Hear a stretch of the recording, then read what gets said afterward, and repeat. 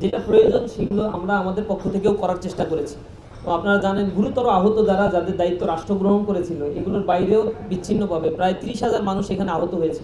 দেশব্যাপী এই আহতদের পাশে দাঁড়ানো, তাদের চিকিৎসা সেবা নিশ্চিত করার জন্য সরকারের সাথে নেগোসিয়েশন করা, বিভিন্ন মাধ্যমগুলোতে আমরা আমাদের প্রচেষ্টা অব্যাহত রেখেছি। এখনো যারা এই ব্যাপারে আমাদের সাথে আসছে, আমাদের কাছে সহযোগিতা চাচ্ছে, আমরা সহযোগিতা করছি।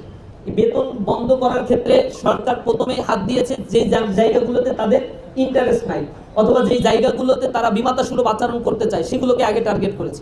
স্কুলের বেতন বন্ধ না করে, বিশাল ভাবে বেতন বন্ধ না করে আগে মাদ্রাসার বেতন বন্ধ করেছে।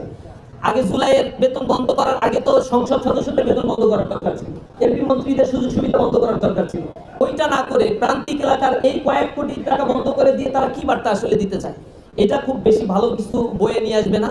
এটা জনগণ ফুঁসে উঠবে এবং জনগণ কথা বলবে। আমরা সরকারকে বলতে চাই যে অনতি বিলম্ব এই চরিত্র পরিহার করুন। সর্বপ্রথম যদি কারো বেতন বন্ধ করার দরকার হয়, সর্বপ্রথম মন্ত্রীদের বেতন বন্ধ করা উচিত, দ্বিতীয় যাদের বেতন বন্ধ করা উচিত এমপিদের বেতন বন্ধ করা উচিত। এরপরে সচিব উপর থেকে বেতন বন্ধ করবেন। যারা স্বাবলম্বী, যাদের 10 মাসের বেতন বন্ধ করলেও ঠিকঠাক মতো চলতে পারবে, এদের আগে বেতন বন্ধ করা উচিত। ক্যাম্পাসে বিশেষ করে তিতুমির কলেজ, বাংলা কলেজ, ঢাকায়, এরপরে গতকাল দেখলেন সিদ্ধেশ্বরী কলেজের মধ্যে কোনো উস্কানি ছাড়াই আমাদের ভাইরা শিক্ষকদের সাথে দেখা করতে গিয়েছে, তাদেরকে আটকে প্রচন্ড পরিমাণে আঘাত করা হয়েছে, মারধর করা হয়েছে কোনো ধরনের কারণ ছাড়াই।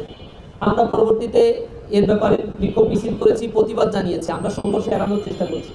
ঢাকা বিশ্ববিদ্যালয়ের শহীদুল্লাহ হলকে কেন্দ্র করে একটা বিচ্ছিন্ন ঘটনাকে কেন্দ্র করে মূলত এর উৎপত্তি হয়েছে এবং আমরা দেখেছি সেখানে রাতের বেলায় বাম ছাত্র সংগঠন, ছাত্র দলের নেতা কর্মীরা সেখানে আবার মহড়া দিয়েছে ও ছাত্র দলের ডাকসু নির্বাচন করেছিল এজিএস পদে। তার একটা ফেসবুকের স্ক্রিনশট প্রকাশিত হয়েছে। তিনি লিখেছেন যে এদেরকে সব টাঙায় রাখতে হবে, মানে এই ভাষাও ব্যবহার করা যাচ্ছে না, উলঙ্গ করে টাঙিয়ে রাখতে হবে গেটের সামনে। তার মানে কোন সংস্কৃতির দিকে যাচ্ছে? রাতের বেলায় গভীর রাতে মহড়া দিচ্ছে রুমগুলোতে। গভীর রাতে কেন একজন ছাত্রের রুমে মহড়া দেওয়া হবে? যদি তাদের বক্তব্য থাকে তাহলে দিনের বেলায় বলবে।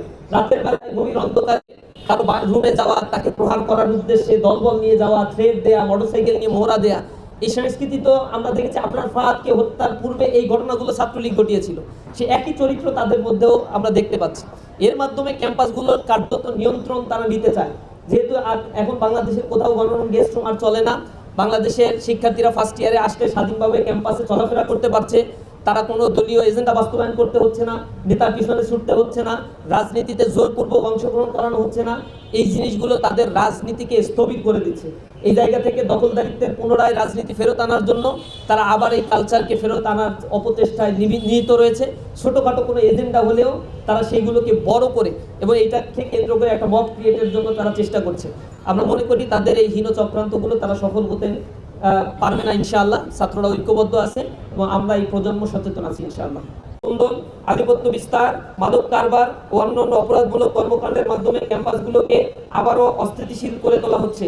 একই সঙ্গে বিভিন্ন মতবাদ ত্যাগিং ও উদ্দেশ্য প্রণোদিত প্রতারণার মাধ্যমে সাধারণ শিক্ষার্থীদের উপর নির্যাতনের বৈধতা তৈরির অপচেষ্টা হচ্ছে।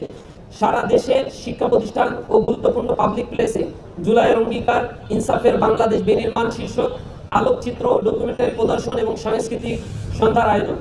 জুলাইয়ের স্মৃতি বলা, স্মৃতি লিখন, বক্তব্য রচনা ও বিতর্ক প্রতিযোগিতা প্রভৃতির আয়োজন। নিজ নিজ জেলায় শহীদের নামে স্থায়ী পাঠাগার প্রতিষ্ঠা।